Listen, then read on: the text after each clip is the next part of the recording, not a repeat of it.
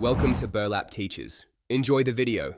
You start by confirming project settings and opening the text or speech workspace so tools are ready. Next, import your script or type a short paragraph into the text panel. This is what will become speech. Then select the sequence and choose Generate Speech.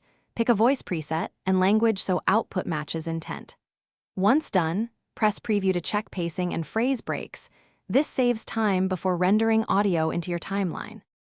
With a draft generated, focus on how it sounds and lines flow.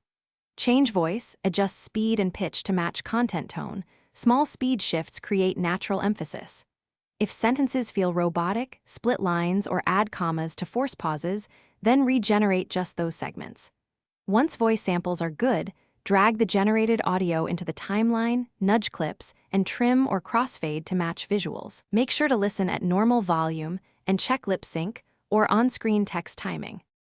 Finalize by baking the TTS audio into your sequence and exporting with desired audio codec. Choose WAV for best fidelity. Before export, normalize loudness and apply gentle EQ or noise reduction if artifacts appear. Once exported, test the file on different devices to confirm clarity and pacing. If the voice glitches or pronunciation fails, re-edit the original text for clearer phrasing. Regenerate just the problematic segment and replace the clip. That targeted.